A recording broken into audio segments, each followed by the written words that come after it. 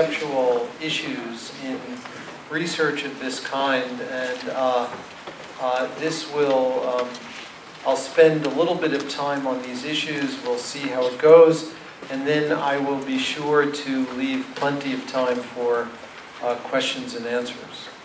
那现在稍微说一下呢，在神经科学里面，关于那个概念跟一些方法学上的一些挑战，然后再留时间让大家提问。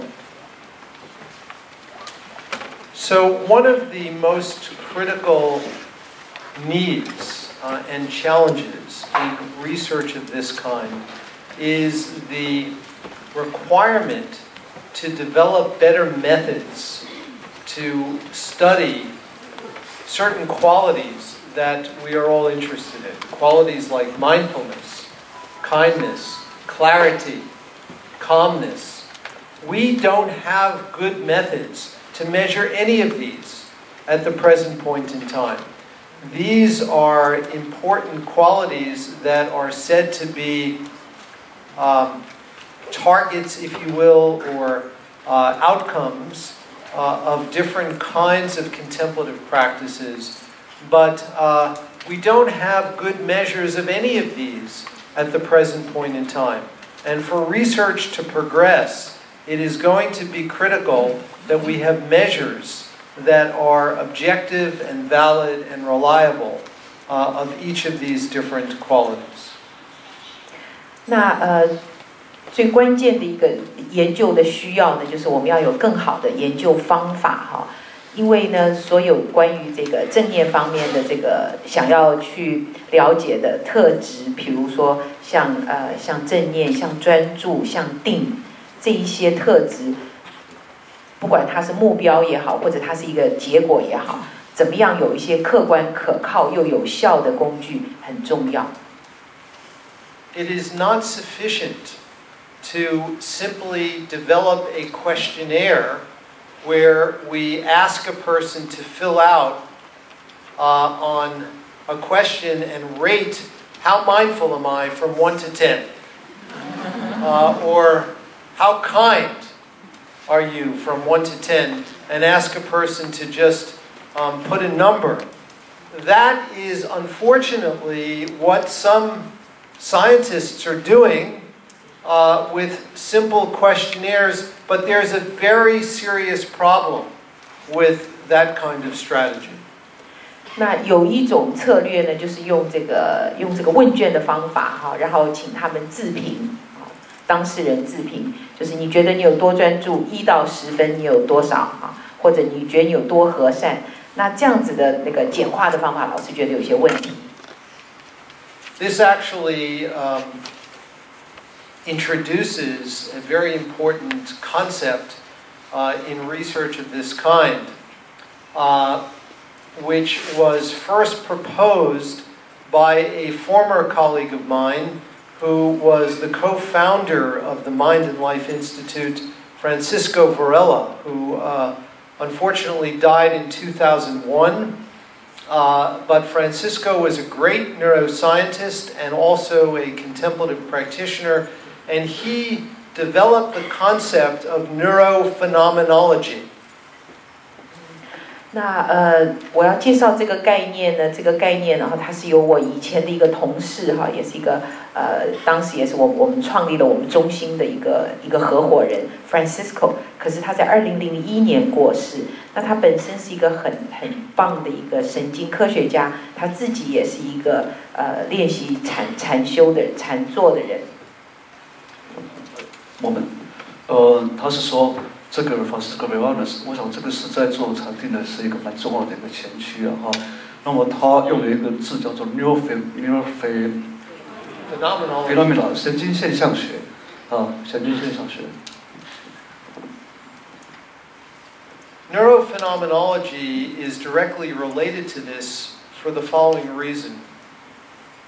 If you ask a person who has never undergone any kind of mind training to rate the quality of their mindfulness, to tell you on a 1 to 10 scale how mindful they are, the report that you get is not a very accurate report of their own internal experience, because they're not very familiar with what is actually going on in their own mind.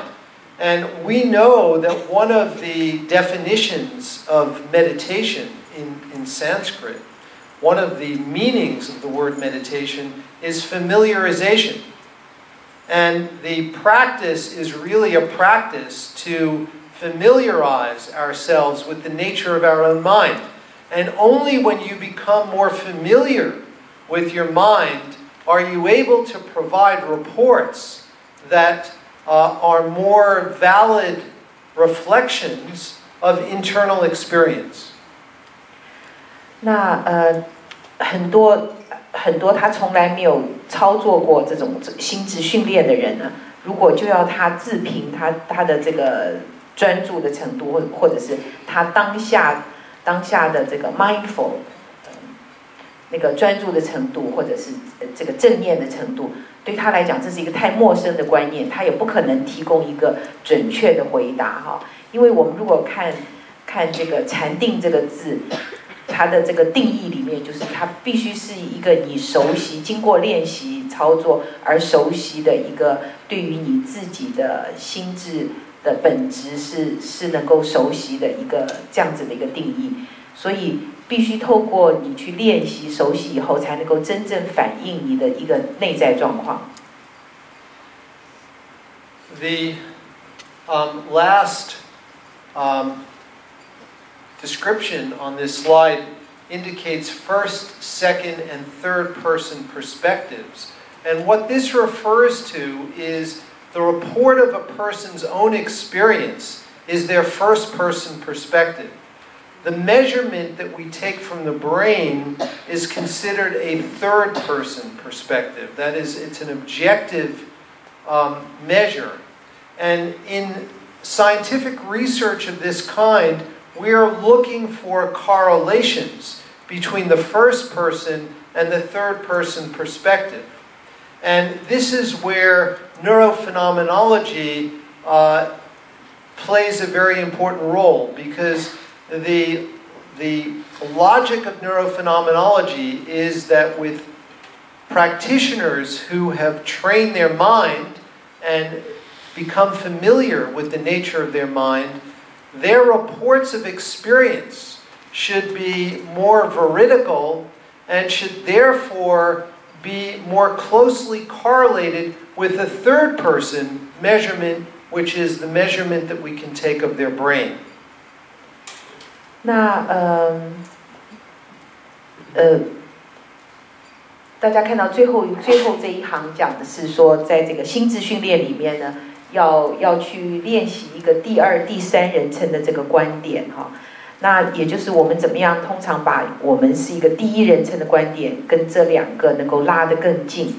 那透过这个神经现象学呢，就是可以从第三人称有一些具体的测量，能够提供一些参考。所以这个它的角色是非常重要的。It's a bit confusing for me for the translation. So Richard, could you do it again? Can you speak once more again the message that you just delivered? Yeah. Sure. When a person provides a report of their own experience, if a person is asked about what is going on in their mind, how attentive they are, or qualities of their mindfulness, that's a first-person report. They are giving the report from the perspective of their own mind. When we measure their brain activity, we call that a third-person report. I'll talk about second-person in a moment. But for now, the objective measurement that we take of the brain is what we call a third-person perspective. And in this area of science, we're interested in the relation between the first-person perspective, what a person describes about his or her own experience, and the measurements that we take in the brain. And if we're successful, there should be a close relationship between the first and the third-person perspective. The problem is, and this is where the deep methodological problem, the problem is, if we take ordinary people who have not trained their mind, who are not familiar with their mind, and we ask them to rate their mindfulness, for example, and then try to correlate it with what's going on in their brain, we will get a mess. Let me do this. OK， 我想这个神经现象学这个 term， 那这是一个非常方法学上面是一个不太一样的观念。Let me take 2 minutes to elaborate this idea is very important.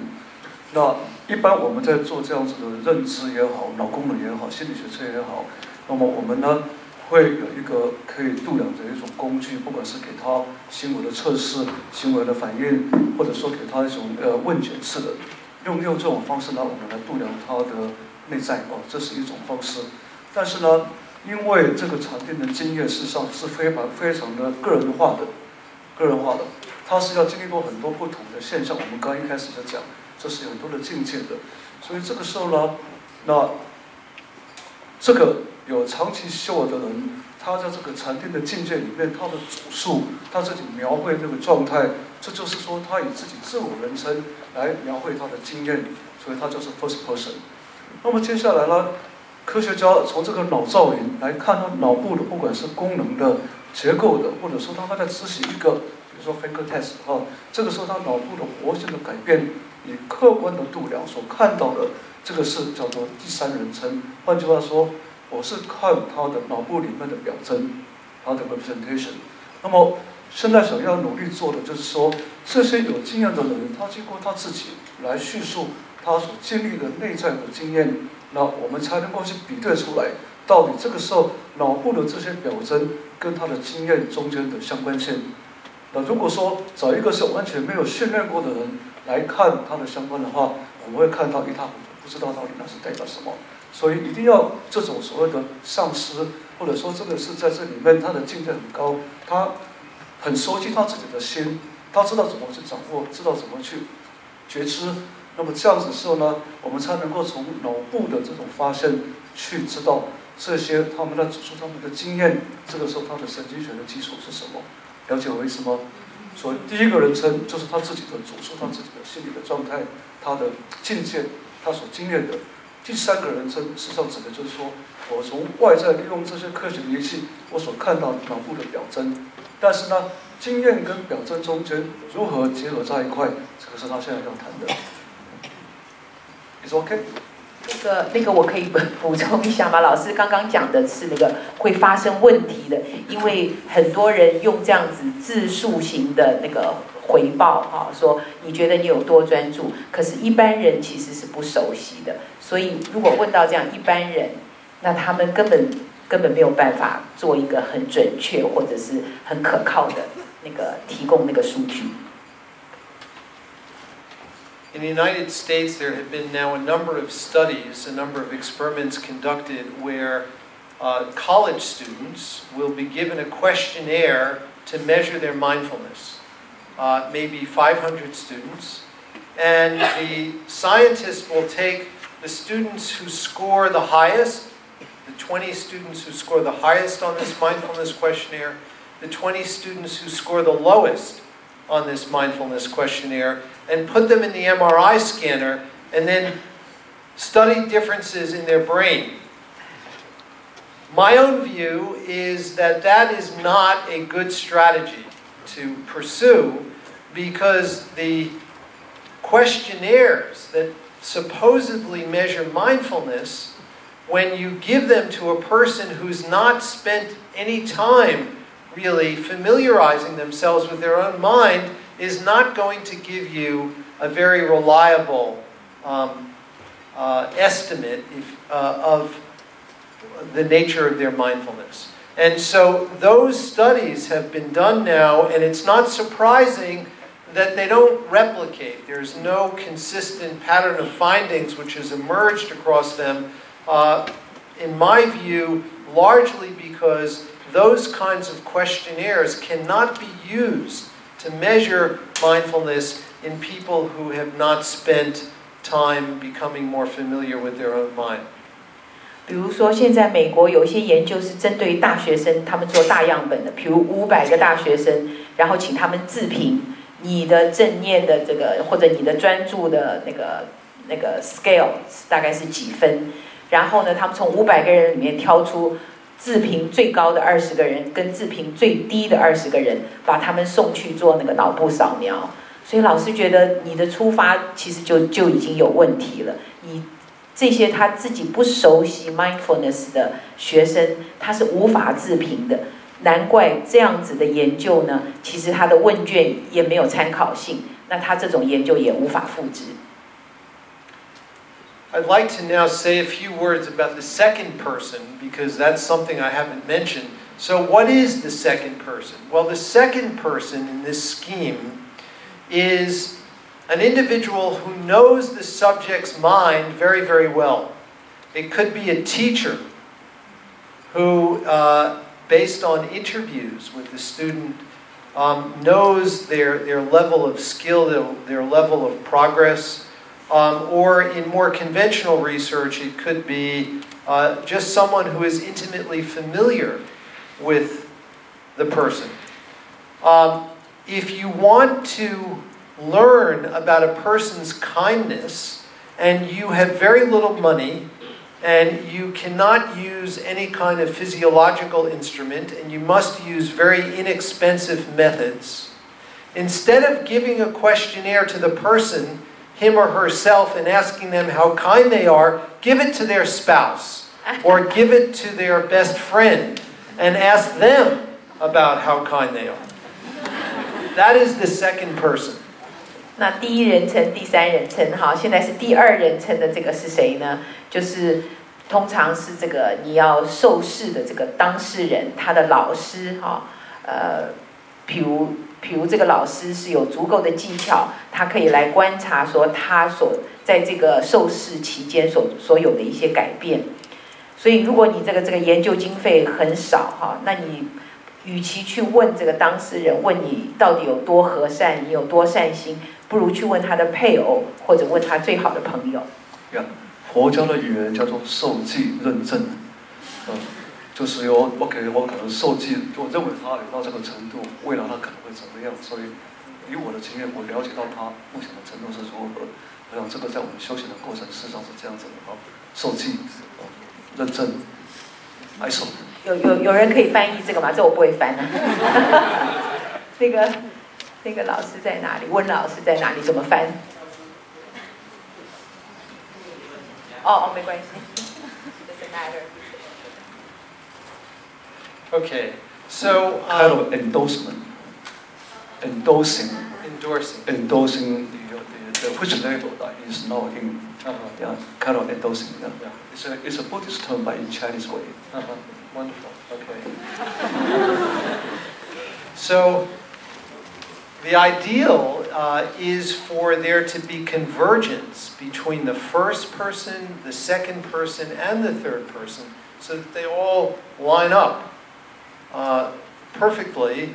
And in long-term practitioners, we make the prediction that they should line up. And so we have been testing the hypothesis in our research that when long-term practitioners provide us with reports about mindfulness or clarity of their mind, that should correlate very, very strongly with measures of the brain, because they are able to provide very accurate reports about the nature of their own mind.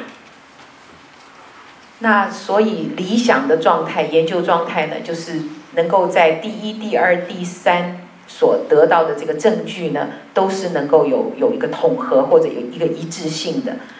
所以原来的假设，譬如原来的假设是对于脑部的这个清明状态去做研究，那所有这三方的这个答案都应该来支持同样的结果。应该是这样讲说，他的意思是说，在没有一个客观的标准情况之下，我们唯一能够需求的标准，就是这些 well trained 的，那么在禅定的功夫境界够高的，那么他对于他自己心的掌握非常亲民的这些人，当作是一个标准，一个 standard。那么呢，由他的主述他自己的状态，跟他的脑部的表征所得到的这种对应的关系，我们再来去探讨，到底另外一个人他这个时候他到底是在属于哪种状态，这样子你才能够知道说他的脑部跟他目前的境界是什么样子的关联，应该这样讲才对。Oh, you understand Chinese perfectly. When I have. You are endorsed by me. So we've done studies where we have the long-term practitioners and we record brain electrical activity or put them in a scanner, and they have a joystick. And they are continuously manipulating the joystick to provide continuous moment-by-moment reports about changes in their experience, changes in their mindfulness or in the clarity of their mind. And in these long-term practitioners, they are so sensitive to their internal experience that they can change their momentary reports from moment to moment, and we can then ask the question whether the shifts that they're making in the joystick correlate with what is going on in the brain.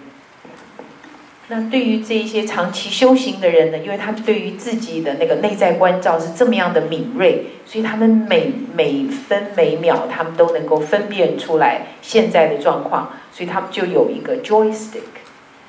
是这样哈，这个牵涉到实验的过程，就是说在做functional MRI 的时候，有时候为了度量他当下他的改变，因为在禅定的过程里面，事实上也不是随时都定死在那里，我们事实上会有深浅，随时在改变的。所以根据它上面讲的这些东西的话，在实验的过程里面就会给它一个摇杆，这个摇杆呢，我可以让它向右或向左，这个时候它就有一个指标，随着时间，随着每一秒钟，它的摇杆改变的时候，它就可以告诉你当下，我觉得我自己现在的沉淀的深度有多少，它就可以知道我的意思吗？它可以通过这种方式来表达出来，他当时他所处在的境界，当下是在哪一个阶段 ？Moment by moment, using joystick, then you can push right and left, and then you show indicating the level or the depth. Yes, exactly, perfect. And so when we do that kind of procedure, we find remarkable associations, remarkable correlations in the long-term practitioners between their reports of experience in this way and changes in the brain, astoundingly high. Among novices who have just learned to meditate, correlations are zero, absolutely zero, which indicates that they are simply incapable of providing accurate reports about what's going on in their mind.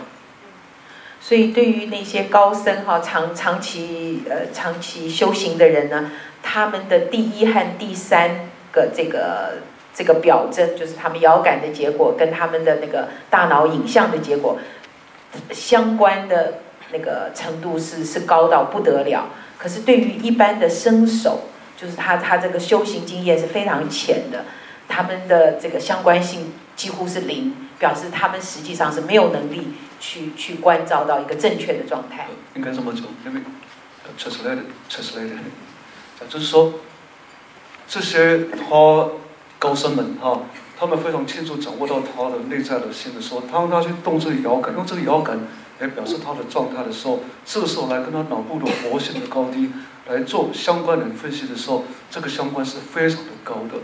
但是到一般的新手，他没有真正学习如果掌握他的心的时候，他怎么去摇？这个摇出来这个数值，事实上没有办法跟他脑部任何地方的活性得到任何的关系，他的关联是零，完全没有关联，找不到神经学的基础来解释或者说来关联他的描述的这种现象，所以把神经脑部活性跟这个指数的现象把它关联在一起，这样子的方法叫做神经现象学。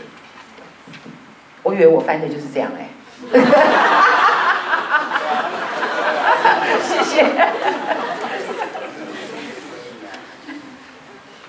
翻得很好。补充点不错的，郭老师的时间越来越少。I thought I just said that. Okay, so this is such an important methodological issue. It cannot be, the importance of it can't be overemphasized. And it it points the way to how we can more meaningfully take account of a practitioner's experience and relate it to ongoing changes in their brain and in their behavior. And it also underscores the value of working with long-term practitioners who have been trained to recognize the nature of their own mind.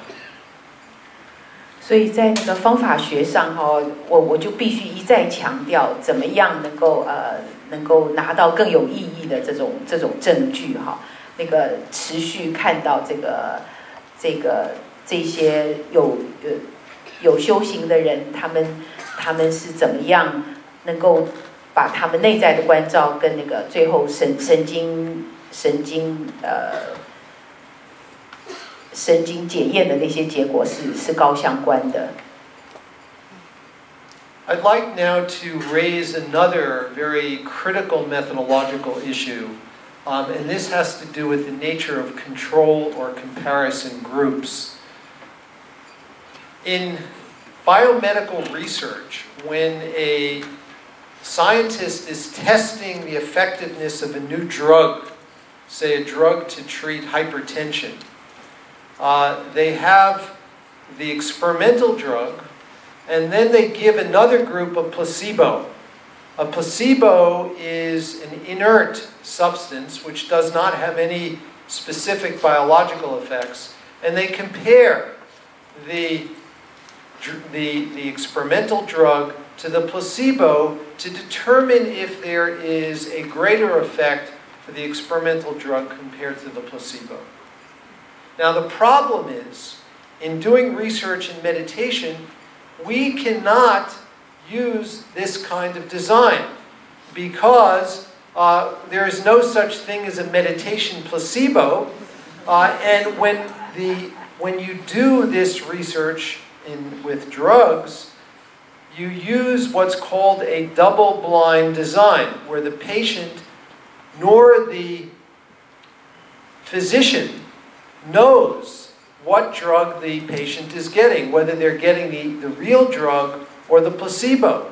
But when you introduce a person to meditation, they know what they're getting. You cannot blind them in that way, so you cannot do a double-blind study of meditation. It is impossible. 那在那个医学研究里面呢，有 double blind